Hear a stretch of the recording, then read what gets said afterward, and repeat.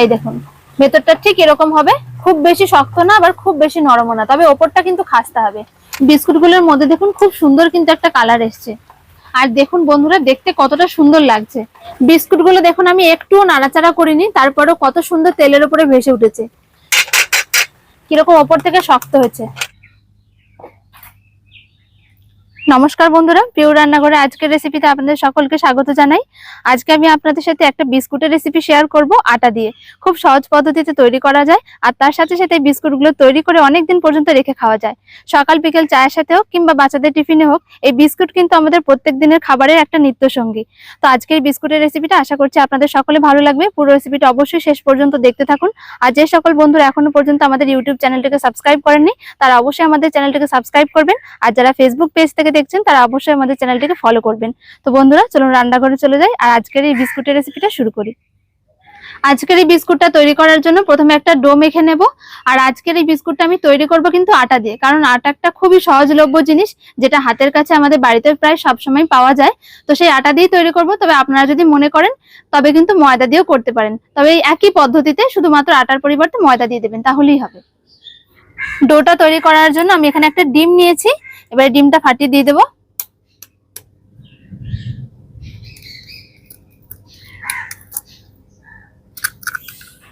ডিমটা দেওয়ার পরে আমি এখানে চিনি নিয়েছি, 4 চামচ চিনি দিয়ে দেব। চিনির পরিমাণটা একটু বেশি কম করে নিতে পারেন। দিয়ে দিচ্ছি স্বাদ মতো লবণ, আর 2 চামচ ঘি দিয়ে দেব। এখানে ঘিয়ের পরিবর্তে আপনারা সাদা তেল দিতে পারেন, তবে ঘি দিলে একটুখানি ভালো লাগে খেতে। এবারে সব কিছুকে খুব ভালো করে মিশিয়ে নেব। আমি এখানে অল্প পরিমাণে বিস্কুটটা তৈরি করব, তার জন্য একটা ডিম দিয়েছি। যদি মনে হয় একটু বেশি পরিমাণে করবেন তবে আরো কিন্তু ডিম দিয়ে দেবেন। যেরকম পরিমাণে বিস্কুট তৈরি করবেন সেরকম পরিমাণে ডিমের পরিমাণটা বাড়িয়ে নিতে হবে। চিনিটা কিন্তু পুরোপুরি এখনো গলেনি, আমি এই অবস্থায় এখানে আটা দিয়ে দেব। তাহলে ওপরে ওপরে একটুখানি চিনিটা গোটা গোটা থাকবে, দেখতেও ভালো লাগে আর খেতেও ভালো লাগে। আর এখানে সামান্য পরিমাণে একটু বেকিং পাউডার দিচ্ছি, এটা কিন্তু বেকিং সোডা না, বেকিং পাউডার। যেহেতু বিস্কুট অল্প তাই জন্য বেকিং পাউডারটা আমি অল্প করেই দিলাম।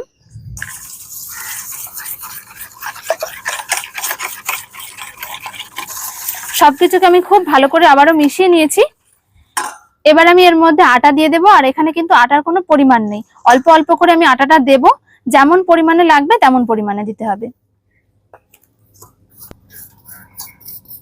আপনারা অনেকেই কমেন্ট করেন যে এটা কিসের আটা, এটা হলো গমের আটা, যে আটা দিয়ে আমরা রুটি খাই সেই আটা। সবকিছুকে খুব ভালো করে মিশিয়ে নিয়েছি। আর এখানে আমি নিয়েছি 1 চামচ সাদা তিল। সাদা তিলটা দিলে খেতে ভালো লাগে। এই তিলের পরিবর্তে আপনারা এখানে কিন্তু কোনো রকম বাদামও দিতে পারেন।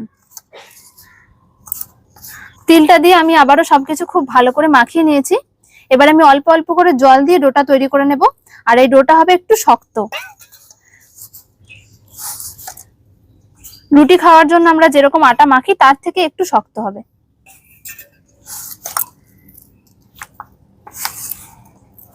অল্প অল্প করে জল দিয়ে আমি ডোটা তৈরি করে নিয়েছি, তবে খুব বেশি জলের কিন্তু দরকার পড়বে না।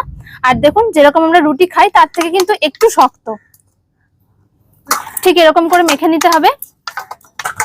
ডোটা মাখা হয়ে গেছে। আর এটা যেহেতু রেস্টে রাখার কোনো দরকার নেই, এখনই আমি বিস্কুটের শেপগুলো দিয়ে নেব।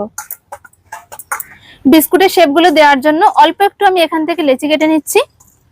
আর বিস্কুটগুলো একটু ছোট ছোট করেই বানাবো, কেননা এগুলো যখন তেলে ভাজবো তখন কিন্তু অনেকটা করে ফুলে যায়। হাতের তালুতে নিয়ে প্রথমে এভাবে গোল করে নিতে হবে।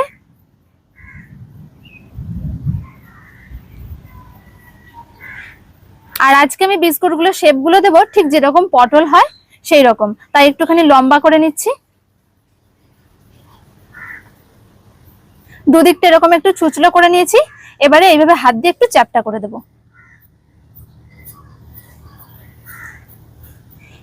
আমি দেখুন ঠিক এরকম করে নিয়েছি। এই বিস্কুটটাই ফুলে দেখবেন অনেকটা মোটা হয়ে যাবে। এবার একটা চাকু নিয়েছি, এই চাকু দিয়ে আমি শেপটা দিয়ে নেব। এরকম ভাবে একটু ঘুরিয়ে ঘুরিয়ে দিচ্ছি, তাহলে একটু দেখতে ভালো লাগবে। চাকু দিয়ে একটা ডিজাইন করে নিয়েছি। আর দেখুন এবারে কিন্তু বিস্কুটগুলো ঠিক এরকম লাগছে দেখতে। সব বিস্কুটগুলো আমি এরকম ভাবেই তৈরি করে নেব।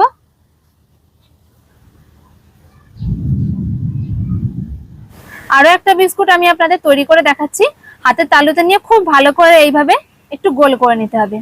তারপরে যেহেতু আজকে আমি বিস্কুটের আকারটা পটলের মতন শেপ দিচ্ছি, তার জন্য এইভাবে দুদিকে একটুখানি লম্বা করে নিচ্ছি, আর তারপরে হাতে করে এইভাবে চ্যাপটা করে দিতে হবে। এই বিস্কুটের শেপটা তৈরি করা কিন্তু খুবই সহজ। যদি মনে হয় গোল গোল করবেন তাও কিন্তু করে নিতে পারেন। তারপরে চাকু দিয়ে এইভাবে একটু ডিজাইন করে দেব। এই দেখুন কত সহজে আরো একটা বিস্কুট তৈরি হয়ে গেল। সব বিস্কুটের শেপগুলো আমার দিয়ে নেওয়া হয়ে গেছে, আর দেখুন দেখতে কতটা সুন্দর লাগছে। বিস্কুটের শেপগুলো দিয়ে নেওয়ার পরে আমি একটা কড়াই বসিয়ে দিয়েছি, আর কড়াই এবারে কিছুটা তেল দিয়ে দেবো। কারণ আজকের এই বিস্কুটগুলো কিন্তু আমি বেক করব না, তেলে ভাজবো। যদি মনে হয় বিস্কুটগুলো বেক করবেন তাহলে কিন্তু আপনারা নিজেদের পদ্ধতিতে বেক করে নিতে পারেন। তেল দিয়ে দিচ্ছি, আর তেলটাকে কিন্তু একদম হালকা করে গরম করতে হবে, খুব বেশি গরম করলে চলবে না। হালকা তেলে বিস্কুটগুলো ভেজে নিতে হবে। তেলটা একদম হালকা করে গরম করেছি, এবারে এক এক করে বিস্কুটগুলো সব দিয়ে দেবো। দেখুন এখনো কিন্তু তেলের মধ্যে কোনো রকম বুদবুদ ওঠেনি, ঠিক এরকম হালকা গরম তেলে দিতে হবে। আর আমি সব বিস্কুটগুলো একসাথে দিয়ে দিচ্ছি, কারণ কড়াইয়ে অনেকটা তেল আছে, ধরে যাবে।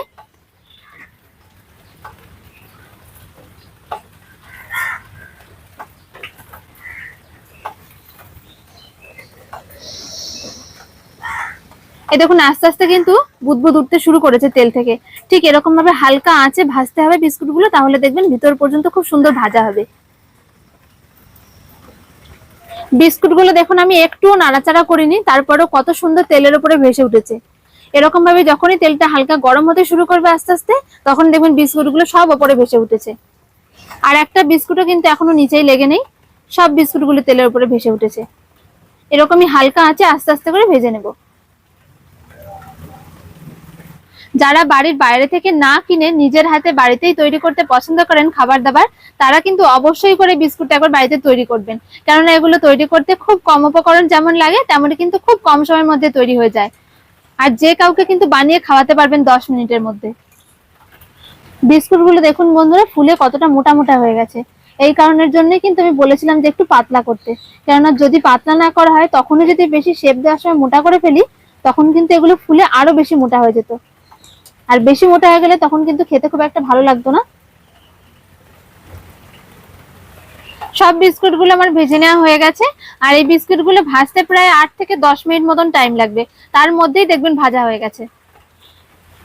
বিস্কুটগুলোর মধ্যে দেখুন খুব সুন্দর কিন্তু একটা কালার এসছে, আর আগের থেকে বুদবুদ ওঠাগুলো কিন্তু অনেকটা কমে গেছে। যখন এরকম আস্তে আস্তে বুদবুদ ওঠাগুলো কমে যাবে, তখন বুঝতে পারবেন যে বিস্কুটগুলো কিন্তু খুব সুন্দর ভাজা হয়ে এসছে। বিস্কুটগুলো থেকে ভালোভাবে তেলটা ঝরিয়ে নিয়েছি, আর দেখুন বন্ধুরা দেখতে কতটা সুন্দর লাগছে।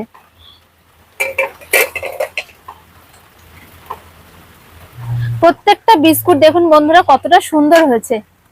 আর এই বিস্কুটের আওয়াজটা শুনুন কিরকম ওপর থেকে শক্ত হয়েছে। তবে বিস্কুটগুলো কিন্তু ওপর থেকে একটু শক্ত হয়, আর ভিতর থেকে নরম হয়, খুব বেশি কিন্তু ভেতরে খাস্তা হয় না। তবু একটু ভেঙে দেখাচ্ছি, এই দেখুন ভেতরটা ঠিক এরকম হবে, খুব বেশি শক্ত না আবার খুব বেশি নরমও না, তবে ওপরটা কিন্তু খাস্তা হবে।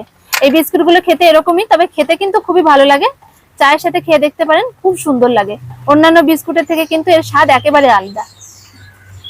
তো বন্ধুরা আশা করছি আটা দিয়ে তৈরি বিস্কুটের রেসিপিটা আপনাদের সকলে ভালো লেগেছে।